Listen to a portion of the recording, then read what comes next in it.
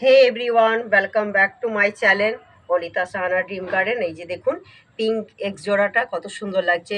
এটার double pattern হয়ে আছে, অর্ধেক সাদা হয়, অর্ধেক বেবি পিঙ্ক হয়।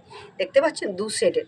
আর দেখুন নিচ থেকে আমি যদি দেখাই, একদম নিচ থেকেই একদম ব্রাঞ্চে ব্রাঞ্চে কড়িতে ভর্তি হয়ে আছে। 1 ফুটের গাছটা এত ঘন না, এত গাছ তো নয়, যেন ফুলদানির মতো। দেখুন ঝাঁকড়া ঝাঁকড়া হয়ে আছে, এই যে ফুলে ব্রাঞ্চে ব্রাঞ্চে করি এবং ফুল ভর্তি হয়েছে। আমি যদি দেখাই এরকম করে আপনাদেরকে, দেখুন একদম নিচ থেকে ঝাঁকড়া ঝাঁকড়া করি হয়ে আছে, আর ফুলে তো ভর্তি।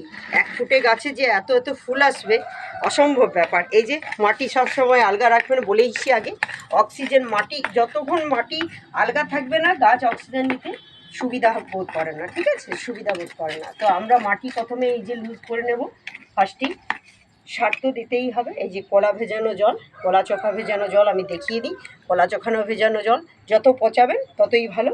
এই জলটা জাস্ট এইভাবেই দিয়ে দেবেন, দেখবেন কড়িতে ভর্তি হয়ে থাকবে। আর এরকম ফুলদানির মতন গাছ আপনারাও যদি পেতে চান, এই টিপসটাই আপনাদের অবশ্যই। আজকের মতো আসি, tata bye bye, happy gardening.